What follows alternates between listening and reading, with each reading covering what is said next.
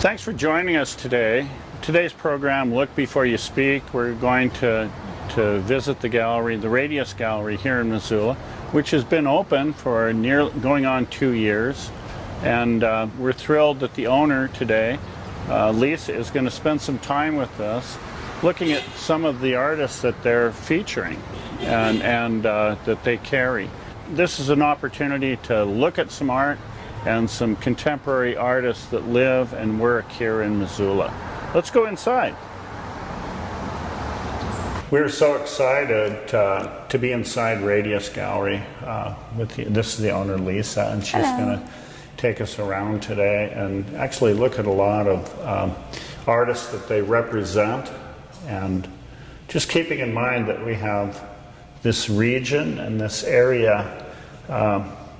It speaks to the whole idea that, culture and art is not something far, far away, but it's connected to the region and this place. And the Radius Gallery has done such a good job in bringing to light all of the regional and cultural treasures that we have locally.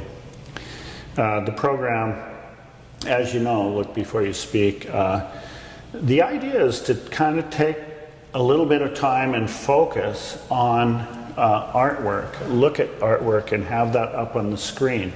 Traditional television keeps an image up for 1 to 2 seconds. We fly in the face of that, and maybe the program isn't for everyone, but we want to have artwork up on screen for a while it is being talked about and celebrated. So Lisa's agreed, and the Radius has agreed to celebrate some of the artists that they have on exhibit now. This exhibit is entitled Object, Manner, and Means, and an exhibition that relates to figurative artwork. So, Lisa, thanks for having us. Yeah, it's nice to be here. Well, it's nice to have you here. I'm always here. Okay. And can we look at Holly Andrus? Yeah, so Holly Andrus, as you know, you said you've known her since... She was young, since the fourth grade. So for a while, and she's actually one of the people that I've known with several different hats on, as an educator and then as a curator.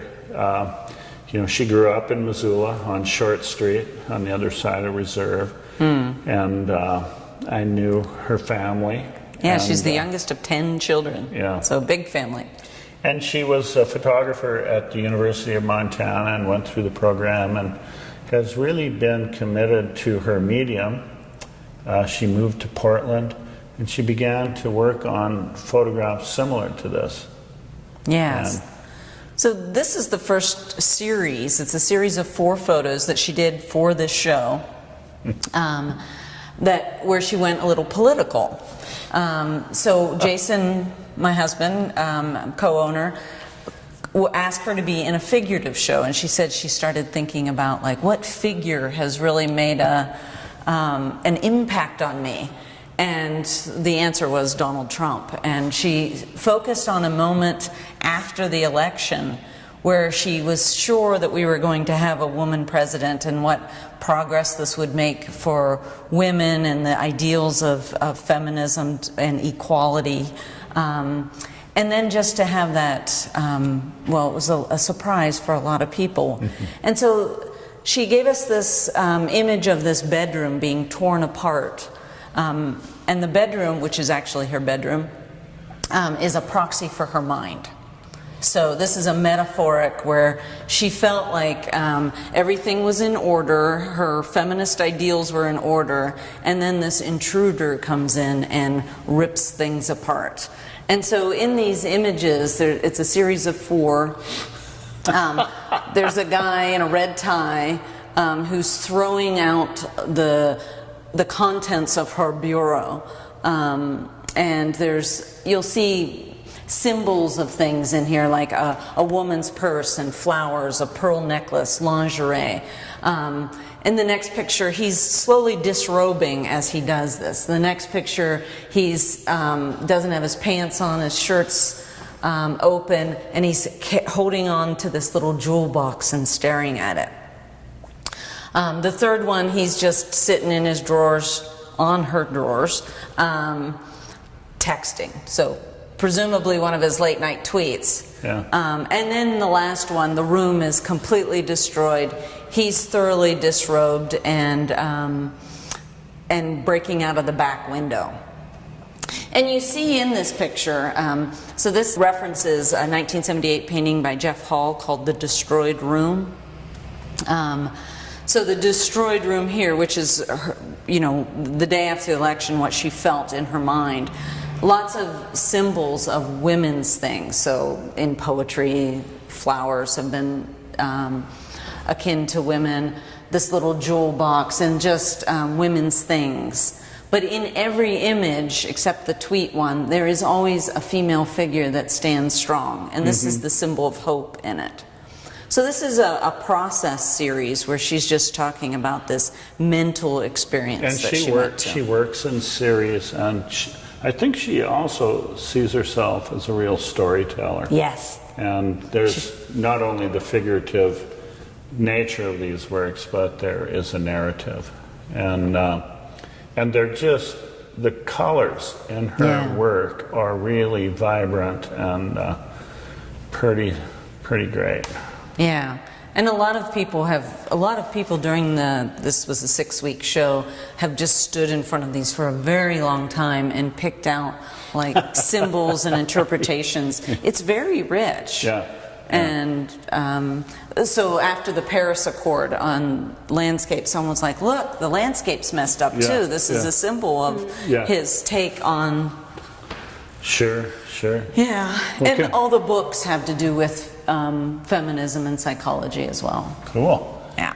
And can we look at another artist? Yes. Sure. Okay. So this is, we're going to see a couple pieces by Hannah Cameron. She's a resident at the Archie Bray right now, and she does a lot of animals and figures, but this is typical of her to not just show the animal, which would be typical kind of trophy art in Montana, but to have the human engagement inside it. Like there's the hands as well. Sure. There's a sculptural reference in this piece to Rodin, who began to use body fragments.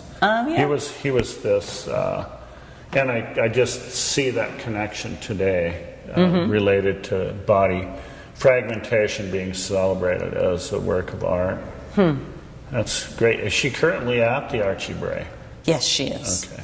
And so this is another artist that recently joined the artists that you represent? No, she was just invited for this show. Her name is Victoria Brace. I first saw her work at the Art Spirit Gallery in Coeur d'Alene, which is a fabulous contemporary art gallery. And is she from Idaho, or? She's originally from Russia. Oh, okay. So she was trained in Russia, and so what I'm most struck about her was how it's a different approach to painting that we don't often get to see, and that's why I really wanted to bring her in. She's classically trained, a lot of education in art here, and what's been fun in this show the last 6 weeks is to how many painters have come in here and stood about an inch away from the canvas, like studying what she's doing, with like a couple studying brushwork, another like, look how she plays with the cools and the darks, the cools and the warms. And she was telling me how she begins with a certain geometry in each, like she's looking at triangles and squares. So this is one of her favorite pieces, for instance. And, just getting this shape in. She does not work from models at all, which is unusual. But she starts working with shapes, and then those shapes become forms. People, and her dog made an appearance in this one. And it reminds me, and I've seen this in Russian painting before, is having a ground of a reddish ground, and so there's a richness about the painting resulting from that. Now, these are oil paintings? Yes, they are. Which is also a real classical reference as well. Yeah, and it tells you something about like cultural difference. In this one, for instance, it's called Shadow on the Wall, and it started with a canvas in her studio leaning back and casting the shadow, and it was so beautiful that she wanted to paint it. But then she started working with the shapes that she was seeing, and then a face starts to form. But so many Americans see this, and it's sort of patriotic. There's a symbol, there's a little bit of a flag here, maybe an eagle, maybe and she did not see any of that. I was asking her about the patriotism of it, and she's like, really? But, you know, you come with the eyes of your culture when you're looking at things. So I found that really interesting. And the flag is pretty loaded and iconographic, so it is loaded culturally for Americans. So, but that's great. And these paintings, you know, I mentioned that you carry and represent many artists. About 15. Okay, that is wonderful. And I think last time I was on your show it was 11. Okay, well that's great. That's you know, we live in an area where, you know, there are a lot of artists, and many that are not, can't find any representation or venues to share ideas. And on a certain level, yes, it's about commerce and putting bread on the table and everything, but it's also about an opportunity to share the ideas and be part of a dialogue. Yeah. And you serve just a tremendous, you know, you serve the public in that way, in allowing artists to speak a voice, and that's important. And we're careful about, I mean, I would love to represent more artists, but, you know, every time you represent an artist, you owe them representation, and that means work. You've got to put the work out there, and so we're really careful about how we take people on, whether or not we have the bandwidth to really do them to get their work out there. And well, you guys do a great job, and so many communities in the West don't have representation whatsoever. No. And so Missoula is very fortunate to have you. Oh, thanks. Let's look at another artist. Okay. I think Linda Leslie is a good place to go. Okay. I was really struck by these paintings because they relate to, in my mind, I mean, I don't know this artist at all, but when I'm looking at this, relate to a little bit of the movement in the Southwest of surrealism that occurred, you know, at post-World War II. And in the American West, there was a movement, a surrealist movement. So. And how are these surreal, do you see? Just a layers of suggestive narrative, and you know, you can imagine these wacky conversation in these Victorian dresses, and there's a mixture of. There feels like there's a mixture of time or time travel, and there's a lot for the mind to fill in. Yeah. So. Well, ding, ding, ding, Mr. Glueckert, you got it right. Oh, okay. She was a painter in the Southwest for 20 years. Okay. So I'm sure she picked up some of those influences that you're talking about. Well, she does live in Missoula now. Her name's Linda Leslie.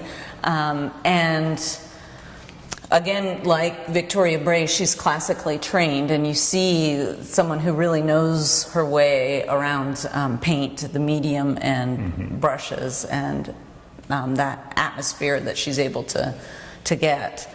So they are very mysterious, kind of 19th century.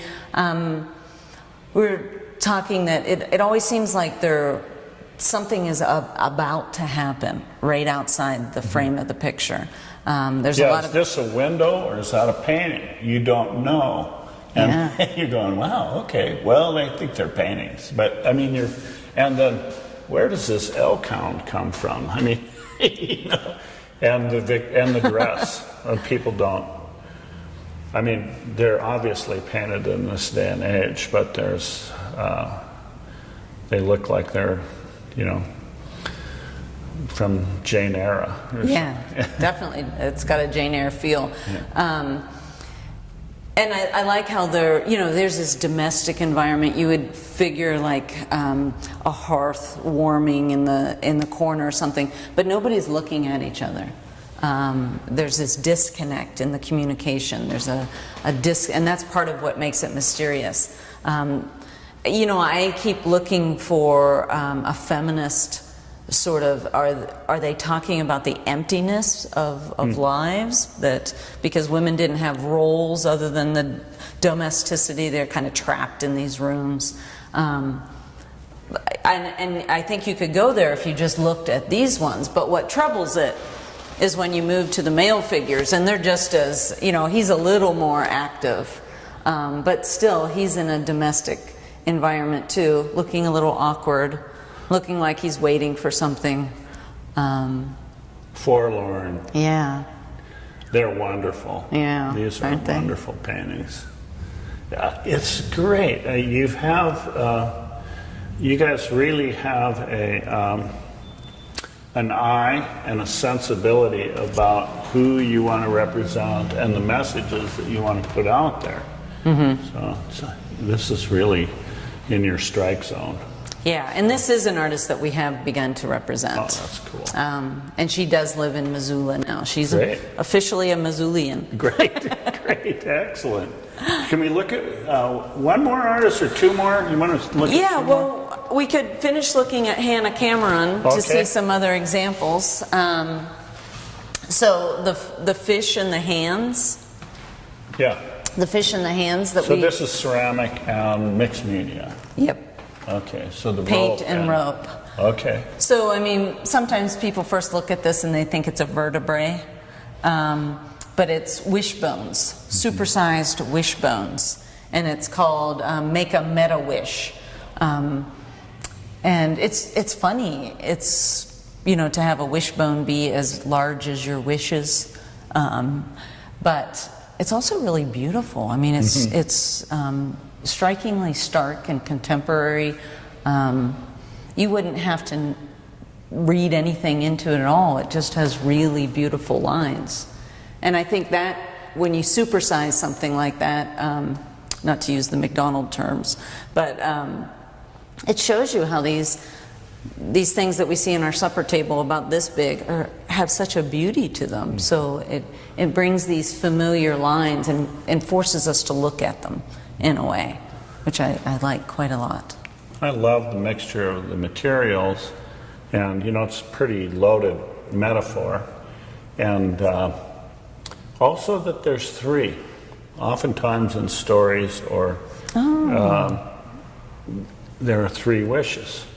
That's and they're also usually categorized by what's your first wish, what's your second wish, and your third wish. And you better, it's loaded by the time you have your third wish. The third because one. The first two haven't turned out, So You're right. I like that about it. I really think it's a and I've seen a lot of artwork with wishbones and quite a bit of artwork with three wishbones. Oh, really? And I think this is pretty special, and because it has the scale thing going for it, and it relates to like a really old story. I like that a lot about it.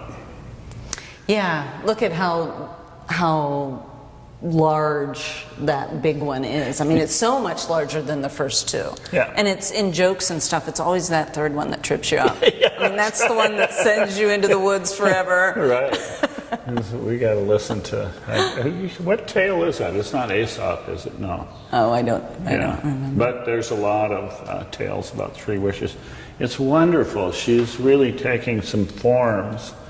And it's just a really great, strong, expressive form. So, and can we look at one more of her pieces? Yes. This is the one that greets people when they walk in the door. And so you're probably challenged with an audience that may come in and be, wow, what is this? Yeah. I mean, apparently it's an animal that feels trapped. It's a jackalope, of course. Well, that's not immediately apparent. I mean, it actually hides its jackalopeness a little bit. Okay. So I had seen it a couple times before I realized that, oh, those aren't hooves, those are rabbit feet, and that there are ears tucked in the back. So it does play with you a little before you realize it's a jackalope. And I would always tell people when they come through the door, you know, usually you only see the jackalope in its trophy stage. Yeah. So she's walked the mythical creature back a step Yeah. to capturing the jackalope. We usually don't see the whole thing, and it's hanging from a rope that goes all the way to the ceiling, which is all Jason right there. Yeah.